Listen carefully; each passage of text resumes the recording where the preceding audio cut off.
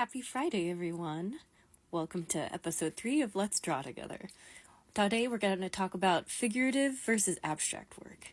And strap in because we're going to get into some art history today. We're going to get into some terms today. We're going to cite our sources. It's going to be a great time. So what is figurative work versus abstract work? Well, in Googling and looking at the Google, first we've got figurative work. So essentially, whatever you are imitating a realistic representation on a page, when you're trying to create the illusion of a 3D image on a 2D service, that's essentially figurative work. Thank you, theartstory.org. Abstract work is, in essence, drawing a world all its own, independent of reality. You're not trying to, or even attempting to represent an accurate depiction of reality. Instead, you're using shapes, you're using color, you're using forms, as well as gestures to achieve a similar effect. Thank you, tate.org.uk. So why do we care about figurative work versus abstract work? Well, a lot of it goes back to why we as humans create art in the first place. This is where we get to chat about art history. So, in essence, humans have been creating figurative work back since before antiquity. Antiquity is what we consider to be, 450,000 BCE, around the Middle Ages. And so the first type of figurative art that we actually have record of is called the Cueva de los Manos in Argentina. Apologies if I've pronounced that incorrectly.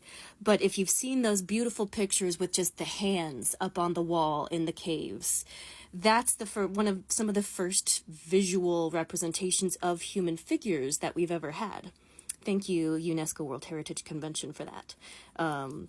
It's been dated to around 7,300 BC, which is around 13,000 years ago, is when we started to try and create art to accurately visualize what humans were seeing on the day-to-day. So, jumping from that time period, 13,000 years ago, into when was abstract art created?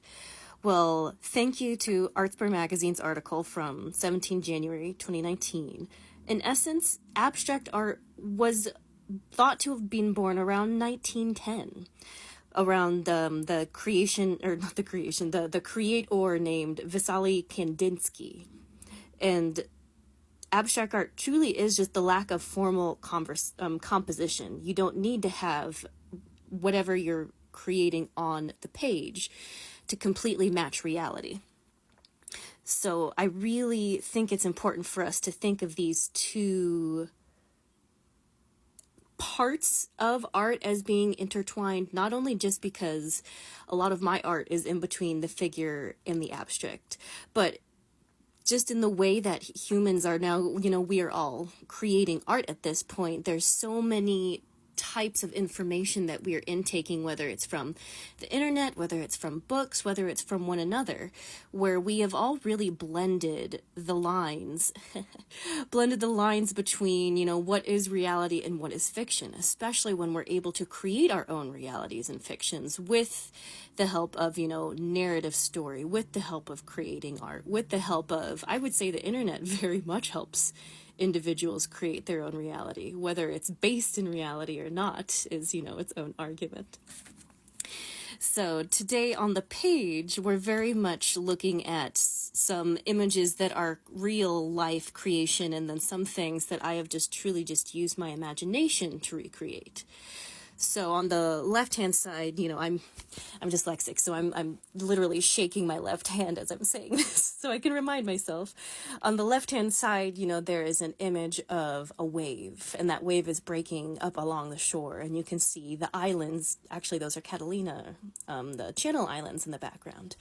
And on the right-hand side of the page, things are a little bit more abstract. Yes, there is an image of, it's actually a self-portrait, sort of mirroring the waves, but you can tell that I'm just adding layers upon layers upon layers of mountains in the background. And yes, those are based off of the actual mountains near where I live and where I've grown up here in Southern California. They're the Sierra Nevadas. Specifically the Sierra Nevadas during the change of spring, which is where we're in right now. And so as you can see, even though there's bits and pieces of abstraction in this figurative drawing, it's very much all there to tell a story, to tell a narrative. So as we transition essentially from talking about figure, abstract, and narrative itself, we're going to talk a little bit about actually the tools that we're using today, because it's important for me to also express like what in the world are we using to create this narrative expression, whether it's a figurative or an abstract expression of a story. So today I'm actually using a solid 4 or 5 different types of materials to create the art. So first off, we started off with H2O pencils. Those are by Artist's Loft. I'm currently using a brush, which we'll talk about in a second. The gold that you'll see me applying in a little bit is actually a type of acrylic paint. And I think the most exciting thing that I've been using to mark make on this specific composition is actually those oil pastels, is those big, bright, chunky crayons almost they look like that I used for those mountains earlier. And then the real sleeper,